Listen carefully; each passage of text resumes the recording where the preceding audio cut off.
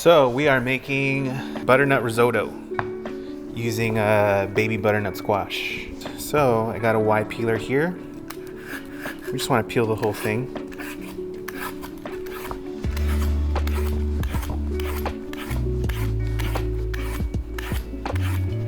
Always peel your butternut squash. The skin isn't very edible.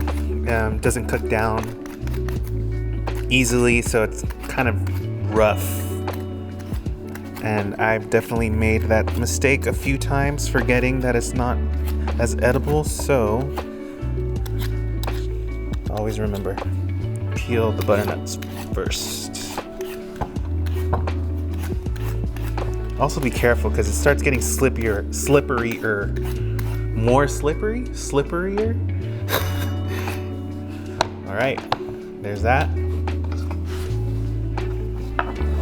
Get rid of this. We got a little trash pile there. Alrighty, let's cut the tips. So, cut the base. Alright, and sometimes, depending on how young your squash is, sometimes you don't even get this. So this is pretty much harvested sooner than later, which is why it kind of gives it a slightly sweeter texture. Always just have a look. So this one does need to be scooped, but there's definitely been times where I've cut and it still hasn't developed, so I just don't need to scoop it out, but this one needs to be scooped out.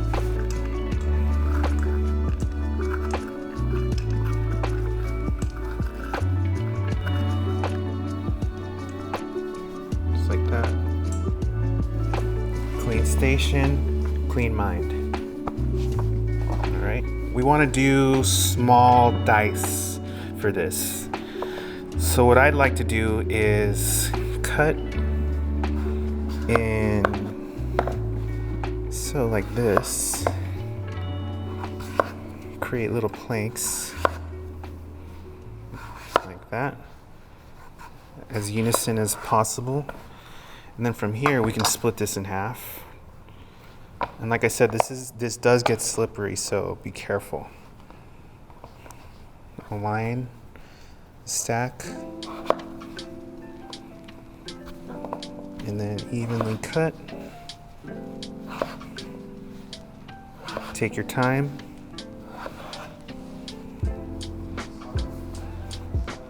All right.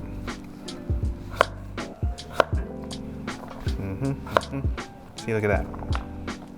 Perfect dice pieces.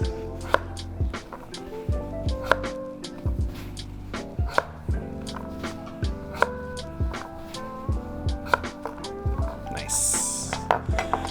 Put these in here. Finish up.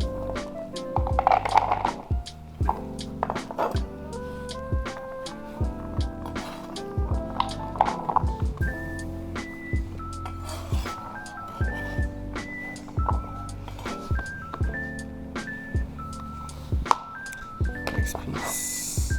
These top pieces I actually like to do separately just because they tend to move a little more than these flat pieces. Also, the smaller the stack, the easier it is. So again, just take your time.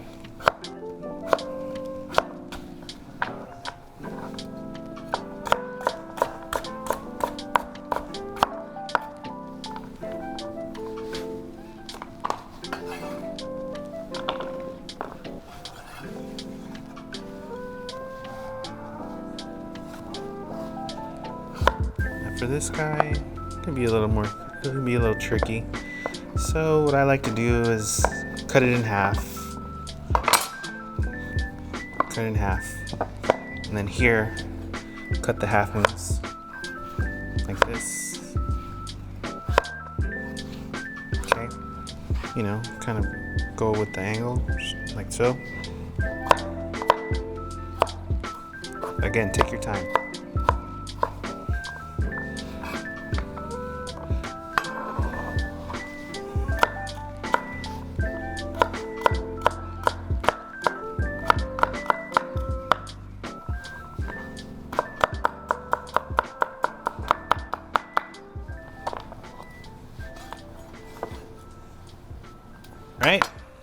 That's done. It's about a quart. I'm gonna say three garlics, crush.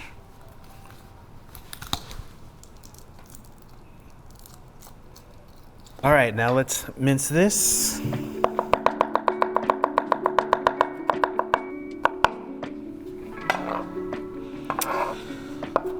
Also, a little trick that I learned from a chef a while ago. When you're cutting, always try to scrape with the back of your knife, just so that your blade stays sharper longer. Shallots.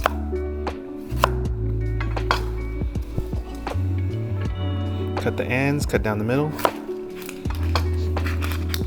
Peel.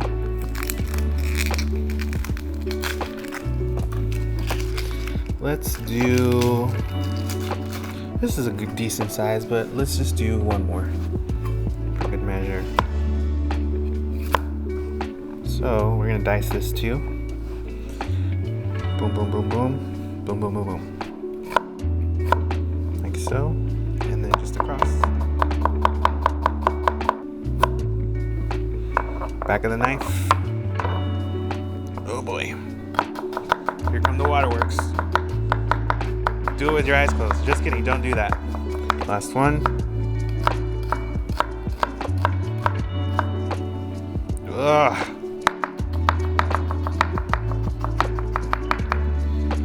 We're good.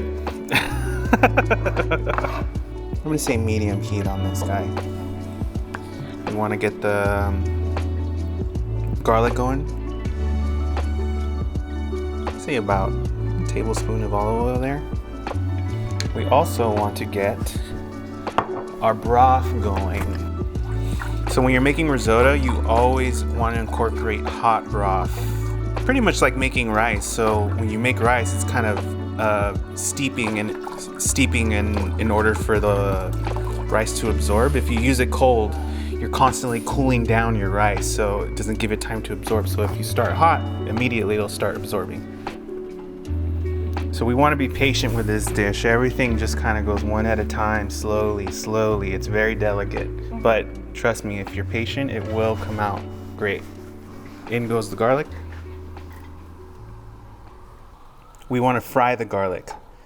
So we want to add only the garlic first, so that the oil gets infused to give it more flavor. Because if you add shallots or onions or anything with lots of water, it's not frying anymore, it's sauteing. Okay, so now we're starting to fry here. So we want to wait till it gets golden, and then we add our shallots. Keep your eye on it because it can go quick depending on your heat level.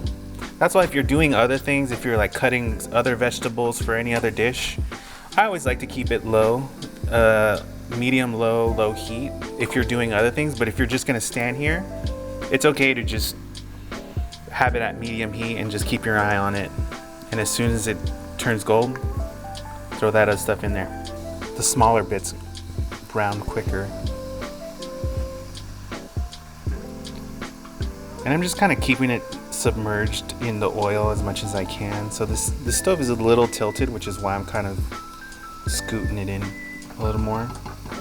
Everyone's stove's different. See, so these are starting to brown here on the corners. So I'm gonna go ahead and add the shallots.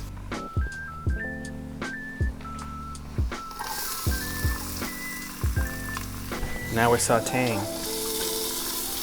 Or as my first chef used to say, sealing.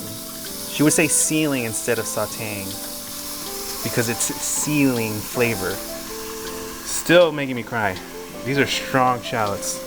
Only the best. All right, so we're gonna let these cook till they're translucent, and then we will add our butternut. Our butternut.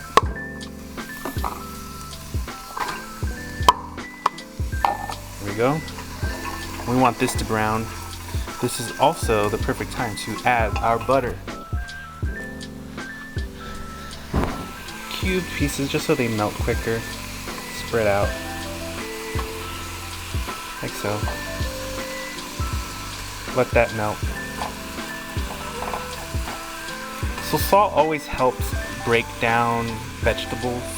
So whenever I'm adding more vegetables into anything that I'm cooking, I'll just add a little bit just to kind of give it a head start. It'll help it sweat. Mix that in. Let that butter melt.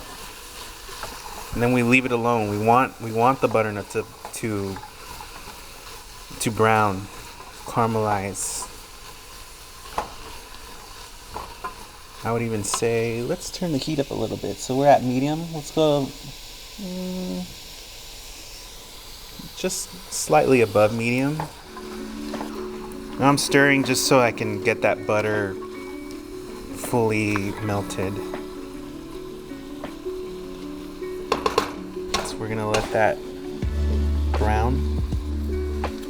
As we wait, we can also cut our sage. Let's get all the bigger leaves first. It's easier to cut. It smells so good. Grab a stack like that.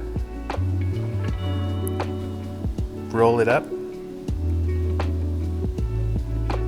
And you can do this with any herb. And then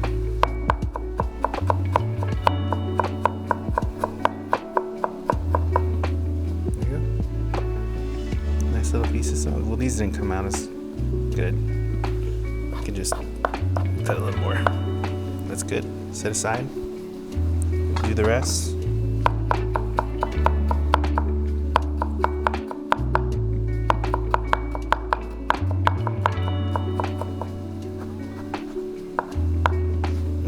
Cool. Now we wait. So just dump it all in at once. Not browning yet, but it's getting there. You can see that it's cooking. You can see the browning at the bottom of the pot right there. It's a good sign. So once we get the broth in there, it'll deglaze it and all that stuff will come off. But for now, leave it alone. We're just waiting.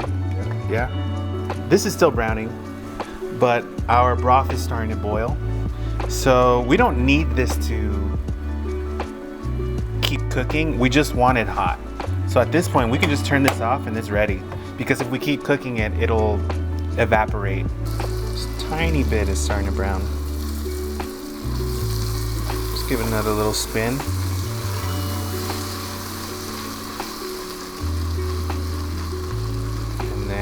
I'm gonna say maybe about another 4 minutes of this, and then we'll add in our rice and then start adding our broth slowly. Patience. Patience. Starting to brown here. Looks good. Now we're gonna add our arborio rice. Oop.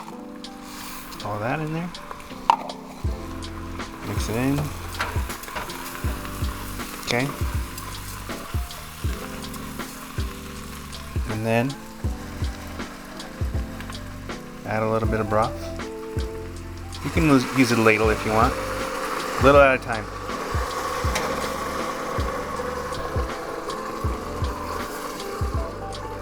Okay. So that first one is important.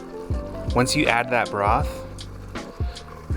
with a wooden spatula or a rubber spatula, you want to scrape the bottom because that's going to deglaze all the browning that happened underneath. So if you want to see here, I don't know if you can see this, but see how it's all gone now?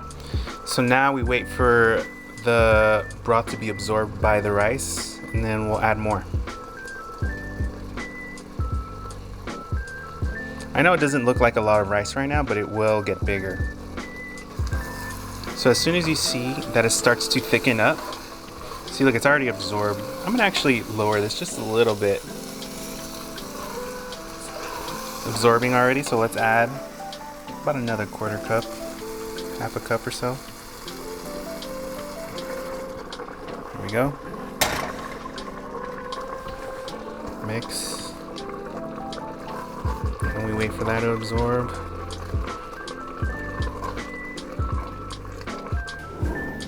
Also, it's always helpful to taste the broth to see how the progress is going. This broth here doesn't have any salt, so I'm just gonna add a little more salt here too. As you can see, it's starting to absorb, it's thickening up. Wait a little longer, then we'll add more. Add a little more. Mix it in.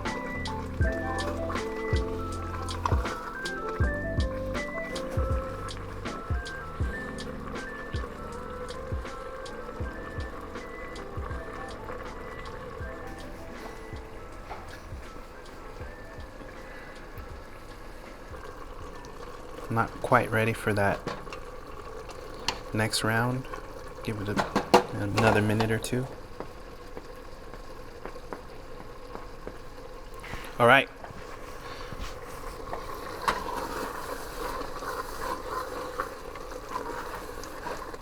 Let's add more.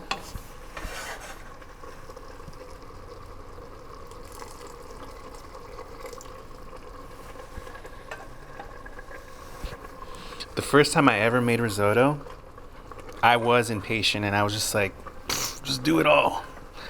And did not come out good. Also, I didn't use hot broth, so it was just kind of like lumpy and just not good. So please be patient. It's worth it. It's looking good. We'll let that absorb.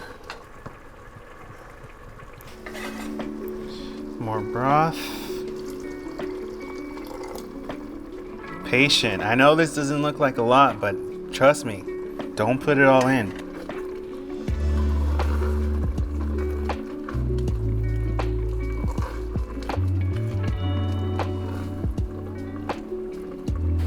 We're about like 3 minutes away.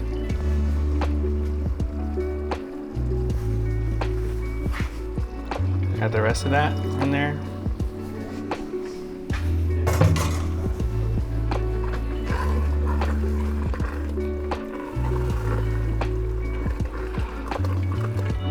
One final taste before we pull. Make sure that the salt levels are good.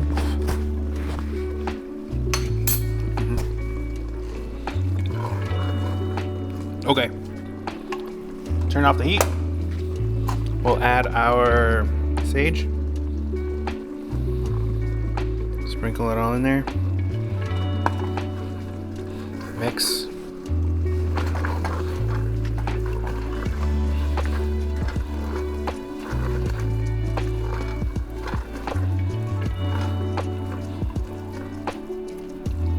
This is ready.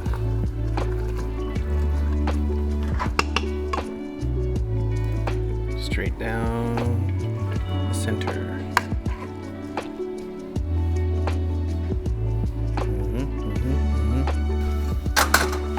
And here we have it.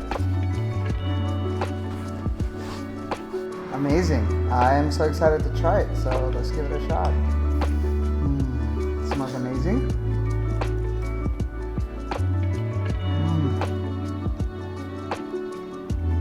Very creamy. Oh, I'm getting the Sage. there, the Sage at the end, huh? Oh my gosh, yeah. I love the texture. The rice is so firm. It's not soggy at all. Nice and smooth finish. This is perfect. Thank you. Done it again. Yeah.